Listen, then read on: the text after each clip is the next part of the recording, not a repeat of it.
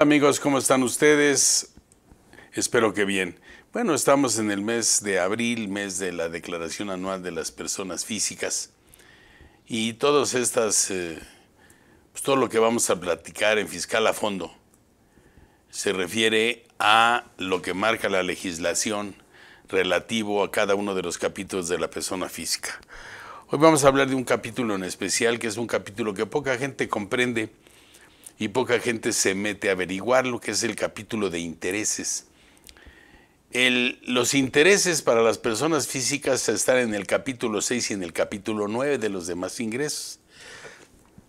No se puede hablar de intereses si no se habla de los dos capítulos de una forma. Bien, pues entonces vamos a ellos y le suplico a mi equipo de producción que sea posible de que podamos proyectar lo que tenemos. Perfecto. Capítulo 6, intereses, del artículo 133, 134, 135 y 136, que aparentemente pues, son cuatro artículos, pero muy problemáticos. Bien. Primero vamos a ver qué son intereses. Hoy es que perdí el interés por ti. No es que no tengo interés en esto. No. Interés es un rendimiento. Para efectos fiscales, los rendimientos de créditos de cualquier clase. ¿Qué es crédito? El derecho que yo tengo de cobrar y la obligación que tú tienes de pagar. Ese es crédito. Se entiende que entre otros, o sea, es enunciativo más no limitativo, los rendimientos de la deuda pública, de los bonos y obligaciones, incluyendo, obviamente, descuentos, primas y premios. Y eso de la deuda pública, pues lo vamos a entender a partir del segundo semestre del año siguiente o del 25 en adelante, porque estamos endeudados hasta arriba. Nos han endeudado hasta arriba. Los premios de reporto o de préstamo de valores. El préstamo, el reporto, el contrato de reporto es aquel que yo te doy un documento que tiene un vencimiento y que te lo presto para que lo manejes. Y tú me tienes que regresar ese mismo documento, ¿sí? Con las mismas características en el tiempo en que fijemos nosotros ese préstamo.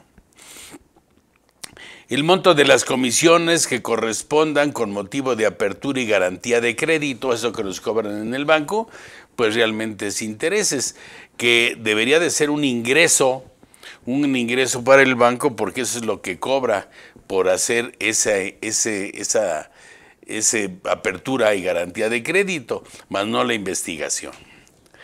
También nosotros tenemos el monto de las contraprestaciones correspondientes a la aceptación de un aval. Fíjense que encontramos en el periódico, ahí se otorgan avales. Bueno, si yo te cobro por ser un aval, bueno, pues se va a llamar interés. El dinero que yo te cobro se va a llamar interés. No se va a llamar ni honorarios, ni arrendamiento, ni otorgamiento, ni en actividades empresariales, no, interés. Del otorgamiento de una garantía o de la responsabilidad de cualquier clase, excepto cuando dichas contraprestaciones deban hacerse en instituciones de seguros o finanzas. Todas las que no se hagan en instituciones de seguros y finanzas están ahí. La ganancia, la enajenación de bonos, valores y otros títulos de crédito, siempre que sean de los que se colocan entre el gran público inversionista, conforme a las reglas generales que emita y que expida el Servicio de Administración Tributaria. Esto lo vamos a ver en el artículo 133, 134, referente al préstamo que hace un socio a la persona moral, o una persona física a una persona moral. Es importante entender esto, porque esa ganancia de bonos, valores y otros títulos de crédito, obviamente es un rendimiento, ¿de acuerdo? Bien, factoraje financiero. También habla que el segundo párrafo de ese artículo 8 de la Ley del Impuesto sobre la Renta habla del factoraje financiero. La diferencia, el factoraje financiero es aquel que pongo como garantía mis cuentas por cobrar hacia un factor y me presta sobre esas cuentas por cobrar. Ya hablaremos más adelante en otro cápsula de lo que es el factoraje financiero en forma profunda, como es fiscal a fondo, para que ustedes se comprendan. Pero eso es una forma. En lugar de pedir prestado al banco, en lugar de emitir comprobantes, de emitir títulos de crédito, préstame este dinero y está en garantía estas cuentas que tengo por cobrar. ¿De acuerdo? En los contratos de arrendamiento financiero se considera la diferencia entre el total del pago y el monto original de la inversión. Esa diferencia, cuando vamos a hablar del factoraje sin recurso. Si yo tengo una cuenta por cobrar de 90,000 pesos y tú me das por esa cuenta por cobrar 85,000 pesos, bueno, esos 5,000 pesos son intereses. La diferencia es importante. Tenemos la cesión de derechos sobre ingresos por otorgar el uso o goce temporal de inmuebles. Se considera una operación de financiamiento. La cesión de derechos sobre los ingresos por otorgar el uso o goce. También te lo pongo como una garantía. Está bien, yo te voy a pagar con la cesión de derechos de cobro, que no es lo mismo que el usufructo. O sea, hay otros contratos, hay otro tipo de contratos, ¿de acuerdo? Pero entonces si hay una diferencia, pues obviamente yo pongo en garantía y esa diferencia va a ser un interés. La cantidad que se obtenga por la cesión se tratará por préstamo, debiendo acumularse las rentas devengadas conforme al contrato, aun cuando éstas se cobren por el adquirente de los derechos. Él tiene el derecho, yo lo cobro y de ahí le pago. Eso es todo. Pero hay que entender esto. En algún tiempo vamos a ver más profundamente cada una de estas. Para poder entender el fiscal, hay que entender el derecho federal común de todos estos conceptos y todos estos manejos. ¿Ustedes creen que el Servicio de Administración Tributaria, para poder emitir un comprobante, tiene esto en los conceptos? Por supuesto que no tiene idea, hombre. Pero en fin. Cesión de derechos, que es el cuarto párrafo del artículo 8. La contraprestación pagada por la cesión se tratará como crédito o deuda, según sea el caso, y la diferencia con las rentas tendrá el tratamiento de interés. El derecho que yo tengo de cobrar y la obligación que tú tienes de pagar, garantizada con rentas. El importe de crédito o deuda generará el ajuste anual por inflación en los términos del capítulo 3 del título 2, y eso es obviamente si son régimen general. Acuérdense que el régimen general sí maneja el interés nominal menos la inflación, interés real. Entonces no manejaríamos lo que sería esa diferencia. La diferencia sería intereses total sin restarle nada, porque es a flujo de efectivo. De acuerdo, nomás sería por diferencia. Cuando los créditos o deudas, operaciones o el importe de los pagos de los contratos de arrendamiento financiero se ajuste mediante la aplicación de índices, factores o de cualquier otra forma, inclusive la de UDIs, se considera el ajuste como parte del interés. Recuérdense que si yo quiero ver cuál es la inflación, pues tengo que utilizar los índices nacionales de precios al consumidor, pero son de mes completo. Entonces, si es por menos de un mes, pues me voy a la diferencia de las UDIs. Esa diferencia, pues obviamente, es la inflación, también es interés, para poderlo restar y más lo que se le sume. Ganancia por pérdidas cambiarias, por supuesto. Recuerden que en el artículo 90 de la Ley del Impuesto sobre la Renta, de las generalidades de las personas físicas, entre otros son ingresos, estas ganancia de lo que sería la ganancia cambiaria, esa que tengo en el colchón. Acciones de fondos de inversión y operaciones derivadas de deuda. Recordemos que estas las hacen las instituciones de seguros, que normalmente son transparentes, ya que el dinero es mío. Será el tratamiento establecido en esta ley para los intereses o la ganancia proveniente de la enajenación de las acciones de los fondos de inversión en instrumentos de deuda, a que se refiere la ley de fondos de inversión. Beneficiario de los seguros intereses, aquí empezamos con algo que se asimila a intereses. Ya estamos en lo que es el artículo 133, segundo párrafo, de la ley del impuesto sobre la renta. Acuérdense que es capítulo 6 y tenemos capítulo 9. Se dará el tratamiento de intereses a los pagos efectuados por las instituciones de seguros a los asegurados o a sus beneficiarios por los retiros parciales o totales que se realicen dichas personas de las primas pagadas. ¿Qué quiere decir? Ya ve que le dicen, ay, pagas el seguro y después de un año puedes pedir prestado sobre ese seguro. Bueno, ese es interés. Claro, si tú pides prestado sobre tu seguro, lo que estás propiciando es que el riesgo amparado, cuando te lo pagues, si es que llega el riesgo, te van a dar menos dinero. Por supuesto, no se regala nada. Los rendimientos de estas, por supuesto, las primas, antes que ocurra el riesgo o el evento amparado de la póliza.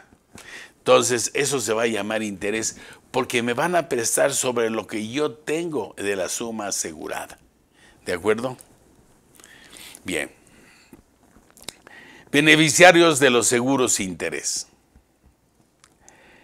Los pagos que efectúen a los asegurados o a sus beneficiarios en el caso de seguros cuyo riesgo amparado sea la supervivencia del asegurado, cuando este último caso no se cumpla con los requisitos de la fracción 21ª del artículo 93 de la ley del impuesto sobre la renta, que es la parte exenta.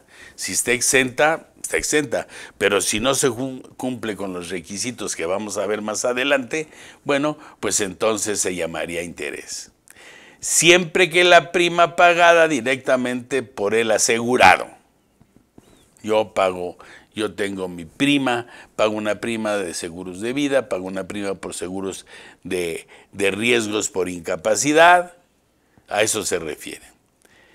En estos casos, para determinar el impuesto, se estará lo siguiente. Y aquí está lo que dice el artículo 93, fracción 21ª. No se pagará el impuesto por la obtención de los siguientes ingresos. El riesgo amparado sea la supervivencia del asegurado. No seguros de vida, supervivencia. No se pagaría el ISR por las cantidades que paguen las instituciones de crédito a sus asegurados o sus beneficiarios, siempre que se pague cuando el asegurado llegue a la edad de 60 años y además hubieran transcurrido al menos 5 años desde la fecha en que se contrató el seguro. Lo dispuesto en este párrafo solo será aplicable cuando la prima sea pagada por el asegurado. Yo hago un contrato, según el artículo 93, de supervivencia. Esos seguros, ahora los nuevos, sí me explico que a esta edad, pues tengamos nosotros una cantidad a recibir, seguro de supervivencia. Está exento si yo lo pago, está exento si lo recibo después de los 60 años y está exento siempre que la prima la haya pagado 5 años antes del supuesto. ¿De acuerdo? Pago del impuesto. Cobertura del seguro del riesgo de fallecimiento otros accesorios que no generen valor de rescate. O sea, a todo lo que es lo que es el interés, le voy a restar la cobertura de seguro de riesgo de fallecimiento, por supuesto, y otros accesorios que no generen valor de rescate. Eso me va a dar como consecuencia aportación de inversión. Le quito todos los gastos y la diferencia es lo que voy a invertir. Esto le voy a sumar el valor de rescate, que son los dividendos, a que tenga derecho el asegurado y sus beneficiarios, y le voy a restar la suma de las aportaciones de inversiones actualizada.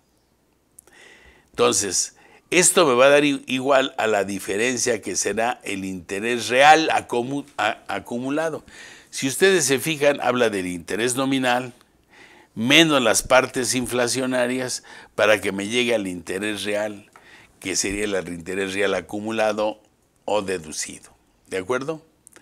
Entonces, lo que se llama interés menos las coberturas, obviamente, de los seguros, ¿sí? Y eso, si le resto la cobertura, pues me da la aportación inicial. Le voy a sumar los dividendos que tengan derecho al asegurado a sus beneficiarios, que es un interés, un rendimiento, y le voy a quitar las aportaciones de inversiones actualizadas. Monto que se retira. Retiros parciales. Antes de la cancelación de la póliza, se considera que el monto que se retira incluye aportaciones de inversión e intereses reales. Por supuesto, es el dinero que voy a pedir prestado sobre lo que estoy pagando de primas. Para esos efectos estará en lo siguiente. Primero, el retiro parcial.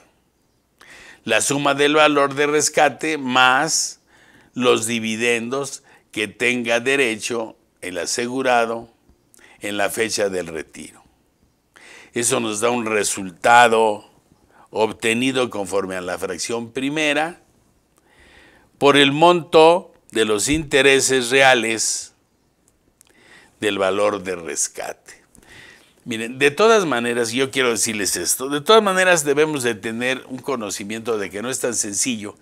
Esto ya no lo entrega la compañía de seguros, ¿de acuerdo?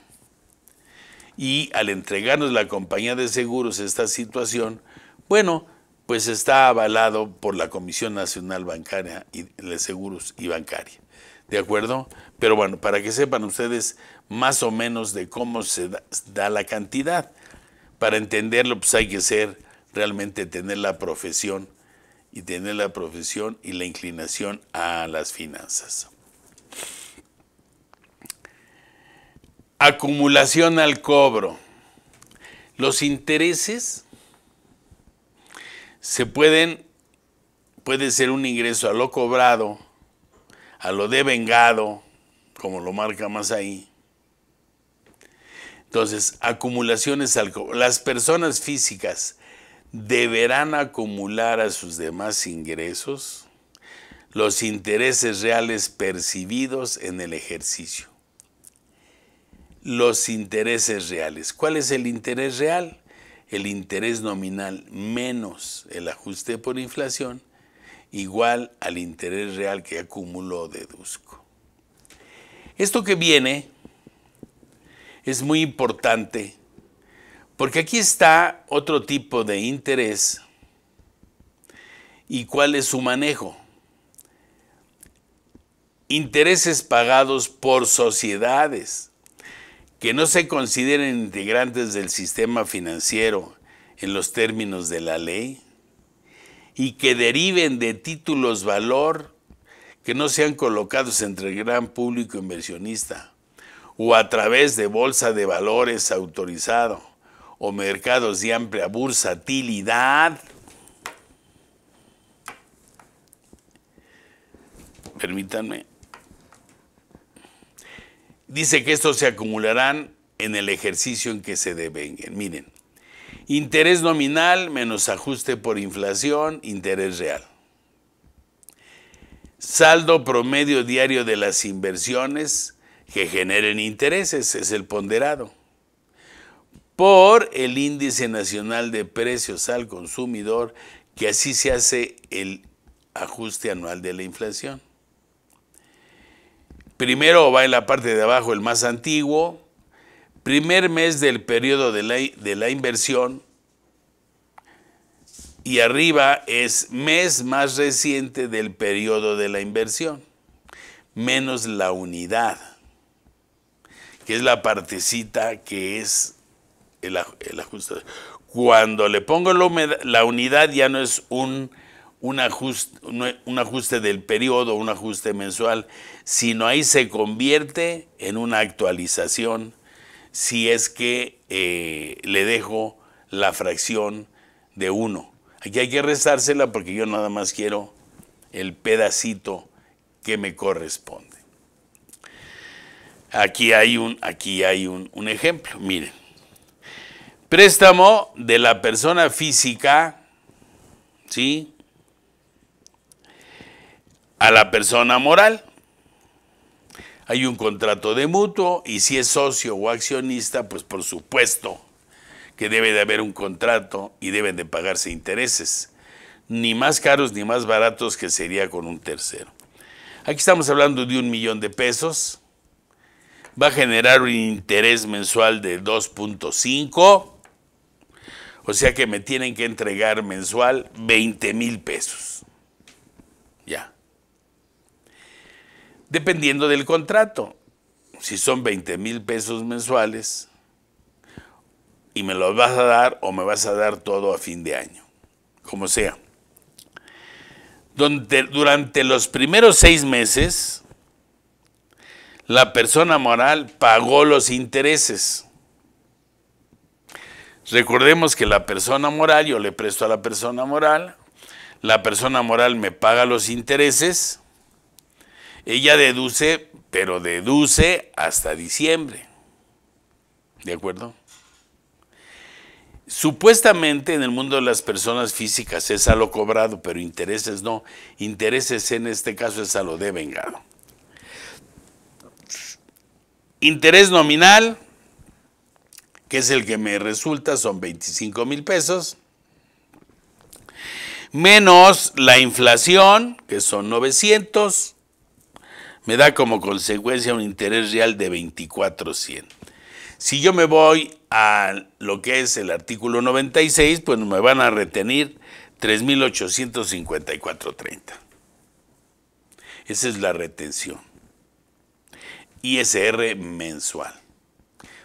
Vamos a ver que en el capítulo 9, en los intereses, pagamos el impuesto, calculamos mensual, pero se paga el primer mes del primero y el primer semestre, que es julio, y segundo semestre, que sería enero del año siguiente.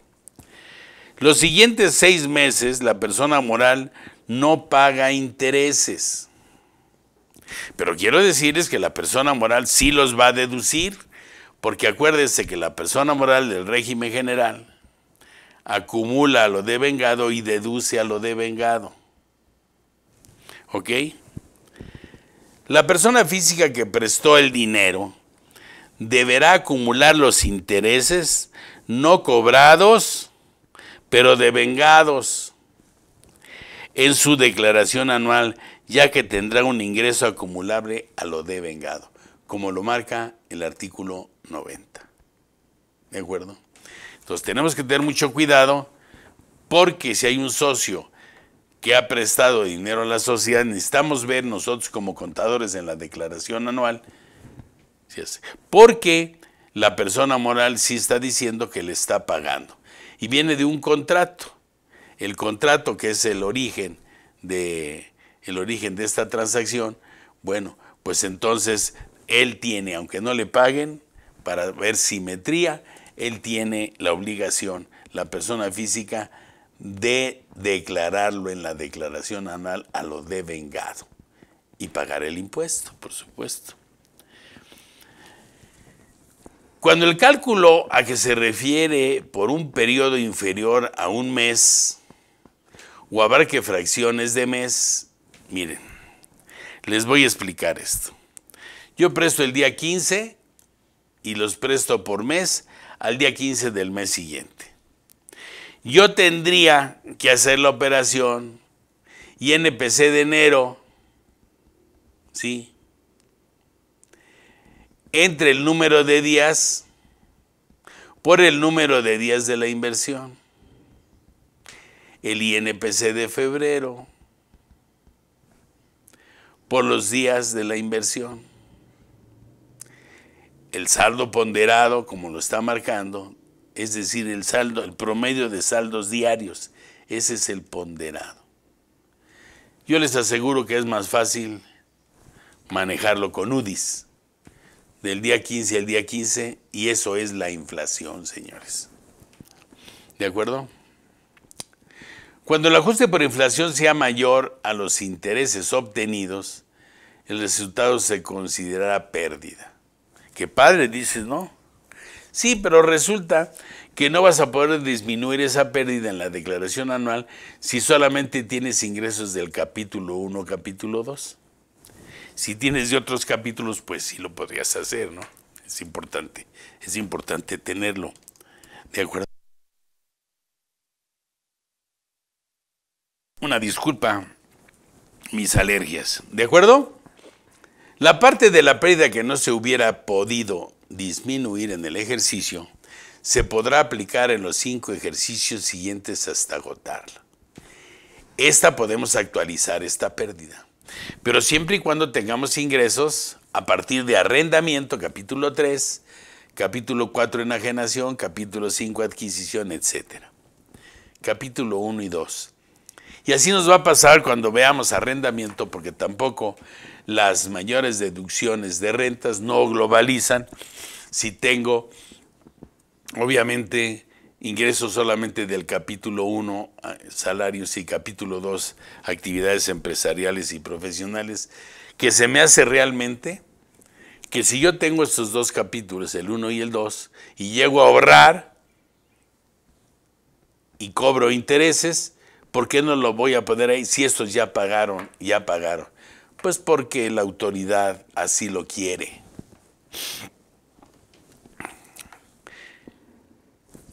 Perdón. Entonces, la parte de la pérdida que no se hubiera podido disminuir en el ejercicio se podrá aplicar en los 5 ejercicios siguientes hasta agotarla.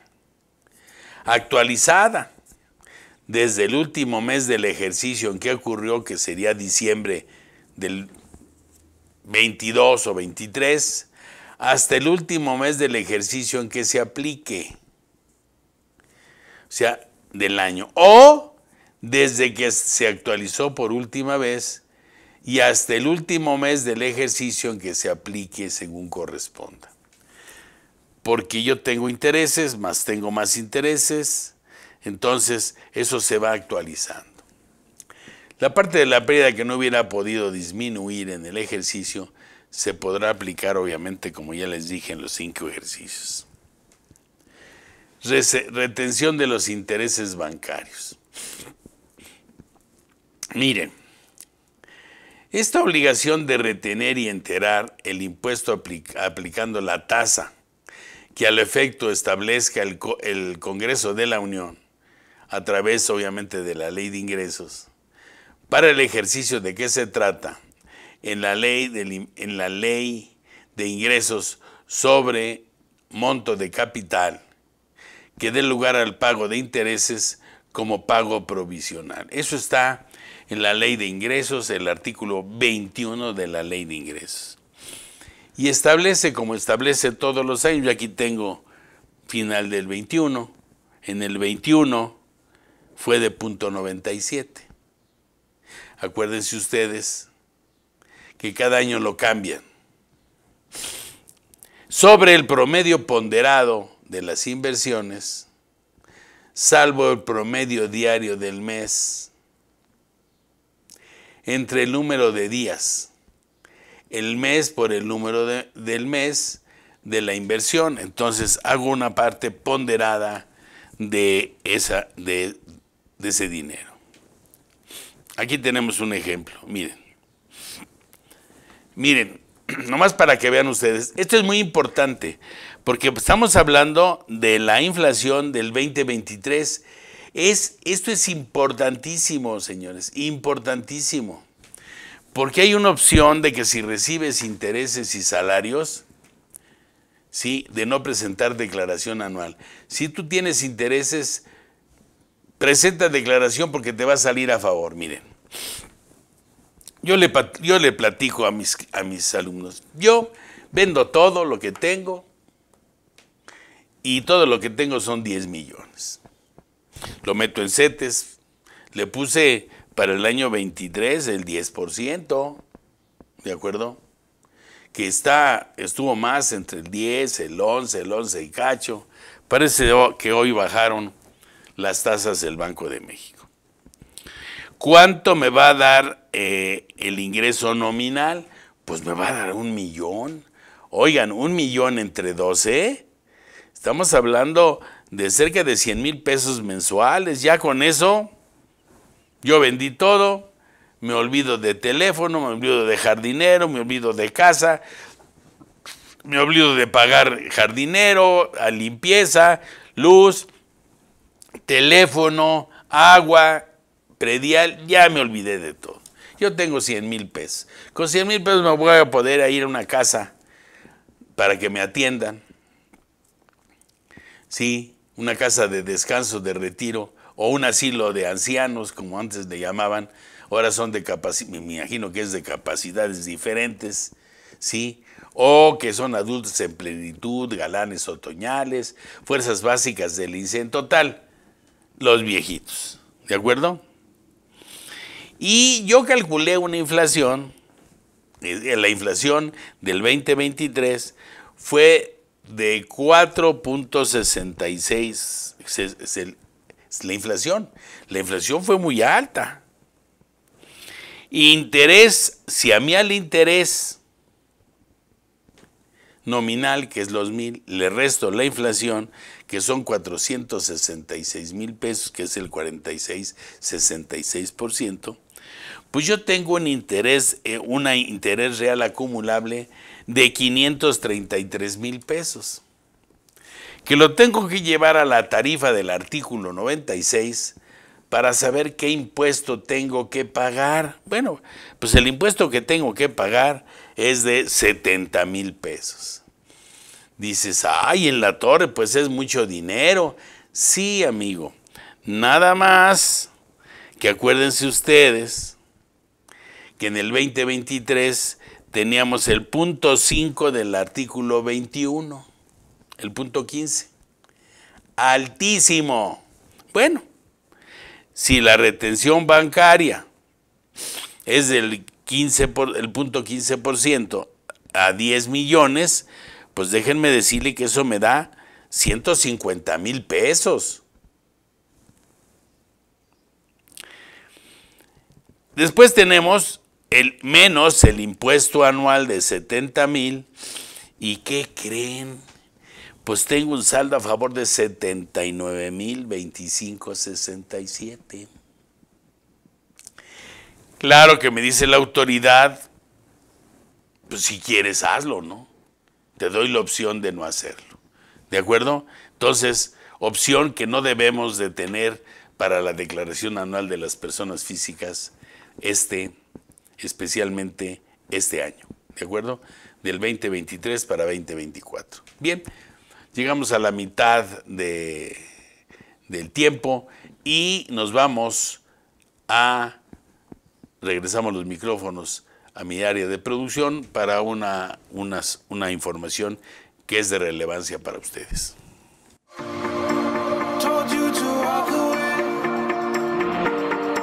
Hola, ¿qué tal mis queridos amigos y colegas? Su servidora Yadira Albor los quiere invitar a que estén en este curso de implicaciones fiscales y contables de la PTU. ¿Tuviste utilidad? ¿Eres persona física? ¿Eres persona moral? ¿Estás obligada a pagarla? ¿Cuánto? ¿Cómo la calculo? ¿Quién tiene derecho? Todas y estas y más preguntas vamos a aclarar en este curso. Así es que no se lo pierdan, nos vemos pronto. Implicaciones fiscales y contables de la PTU.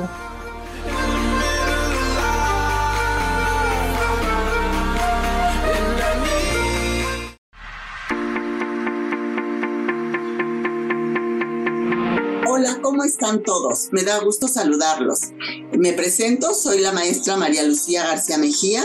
Soy la expositora del curso Aspectos Fiscales de las Donatarias. Los invito a tomar este curso. ¿Quieres saber cómo dar de alta a tu donataria? Pues aquí lo vas a aprender, y lo vas a aprender de forma directa en el SAT, en la página del SAT. Vas a saber cómo se da de alta una donataria. Y Meti está dando este curso en el que vas a aprender muchísimo respecto de las donatarias. Cuáles son las obligaciones que tienen, cuáles son los beneficios, que son muchísimos, cómo puedes facturar, puedes tener otras actividades. Por lo tanto, espero que se inscriban a este curso que da IMEFI. Por favor, no dejen de inscribirse, que va a ser muy interesante.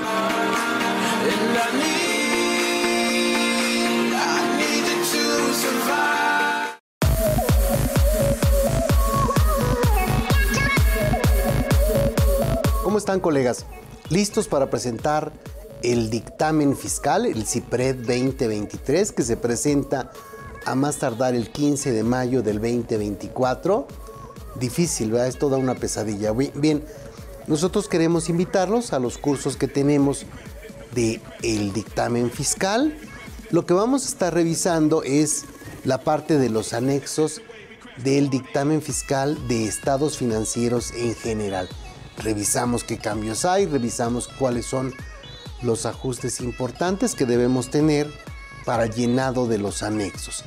Vamos a ver específicamente los anexos que tienen que ver con partes relacionadas nacionales y extranjeras, que eso nos lleva a otro tema, los anexos en el CIPRED de este rollo. Trabajaremos sobre el informe sobre la revisión de la situación fiscal e información adicional que se incluye en el CIPRED 2023. Este informe siempre tiene muchos detallitos que debemos estar considerando y seguro será importante tenerlos. Y veremos las notas a los estados financieros en general 2023. Nos vemos ahí.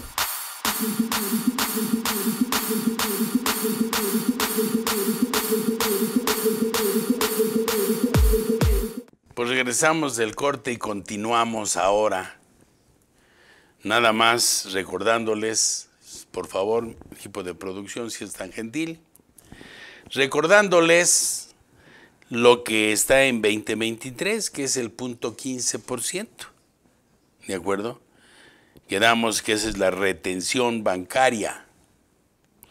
10 millones de pesos, retención bancaria 150,000, altísima, por supuesto. ¿Sí? Menos el impuesto anual, que es de 70,974, me da un saldo a favor. Bien, ahora vamos a nuestro año 24. En nuestro año 24, que es el actual, ¿se acuerdan que era del 1.5 altísimo? Y todo el mundo se quejó y dijeron, no nos retengas tanto, bájale. Déjenme decirles que nos tomaron el pelo. Porque realmente, aunque sigue siendo alto, ¿sí?, de cualquier forma sale saldo a favor. Porque vamos a suponer, miren, aquí están los mismos 10 millones, los CETES al 10%, muy suavecitos, 1 millón de pesos que me va a tocar al año. La inflación del 3.50, ahorita vamos en el 4 y cacho para que sepan, se está disparando la inflación bárbara. Ajuste por inflación, 350.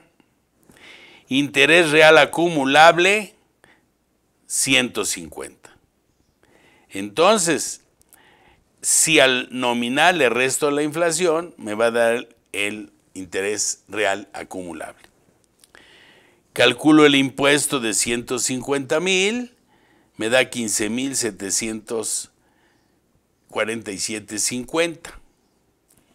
Ahora vamos a ver el cálculo del promedio de la inversión 10 millones, retención del artículo 21 de la Ley de Ingresos para 2024, el punto 5 me va a dar, me hicieron una retención de 50,000 pesos. Pues no importa con los 50,000 pesos, ¿de acuerdo? Lo que sí les digo que yo debería de haber pagado un impuesto de 15 y tengo un saldo a favor de 34,252.50. Hoy más que nunca y con estas tasas de CETES, pues no les digo que conviene guardar el dinero, pero si no tenemos a alguien que me da un rendimiento mayor, bueno, pues tenemos que pensarlo, porque de cualquier forma sí nos van a hacer una retención, sí va a ser fuerte, pero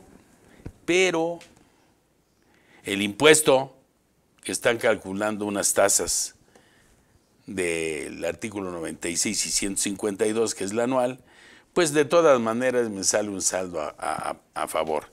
Claro, si fuera como el año pasado, bueno, pues entonces sí sería un poquito más de los 34,000 pesos. ¿De acuerdo?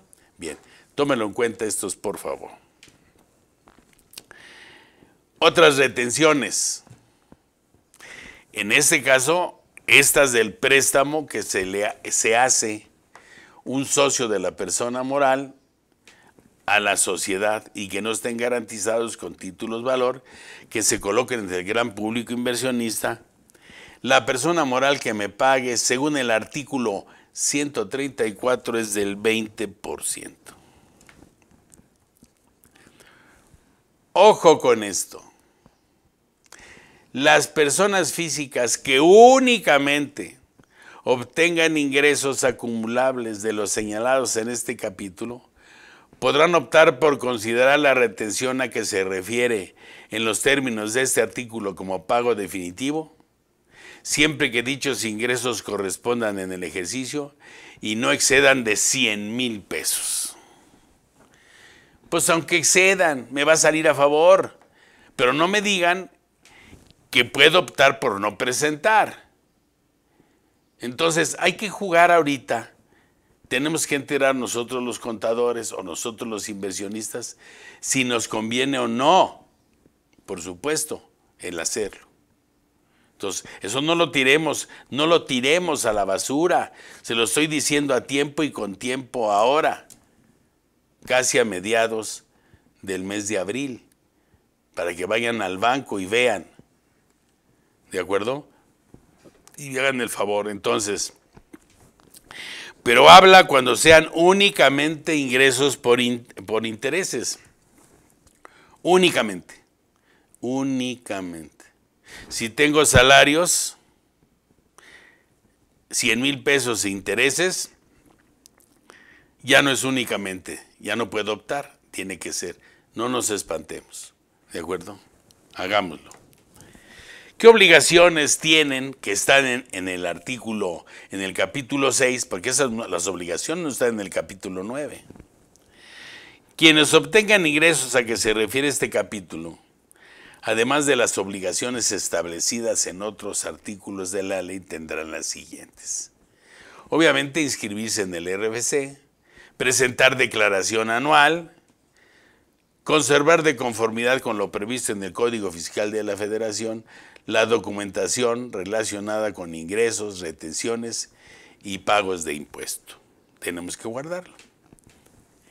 Esto que está aquí, amigos, ¿de acuerdo? Estas obligaciones, pues son las que se cumplen para los dos capítulos, ¿de acuerdo? Bien. Bueno, pues vámonos ahora al capítulo 9 de los demás ingresos, que el artículo 143 y 143 y 144. El 143 es el objeto y el 144 son cómo se paga el impuesto. Aquí vamos a ver que estos intereses se pagan semestrales. Se calculan mensuales, se suma el impuesto de cada uno de los meses y se pagan en el mes siguiente del semestre, julio o enero del siguiente año. Los contribuyentes que obtengan ingresos de los señalados en el artículo 143 de la ley, por los mismos se efectuarán 2 pagos provisionales semestrales a cuenta del impuesto anual, excepto por los comprendidos en la fracción cuarta del citado artículo. Recuerden ustedes que para formar parte del reciclo y ver los ingresos, en principio, salarios, actividades empresariales, profesionales, arrendamiento e intereses. Salarios hay que hacer declaración. Arrendamiento hay que hacer declaración anual. Intereses hay que hacer declaración anual. ¿De acuerdo? Bien, ¿a qué se refiere esta fracción cuarta? Operaciones con residentes en México. Cuando provengan de créditos o de préstamos otorgados a residentes en México, serán acumulables cuando se cobren en efectivo, en bienes o en servicios. Eso nos está marcando, obviamente, lo que marca aquí nuestro propio artículo 144 que nos manda a la fracción cuarta. Pagos provisionales.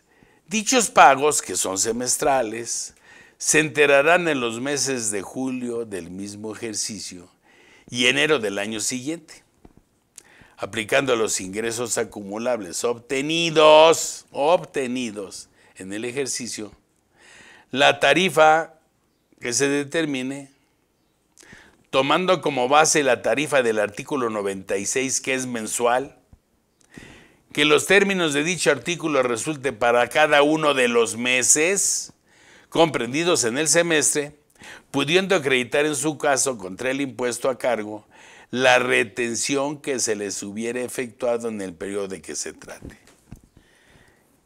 Ingresos reales, calculo.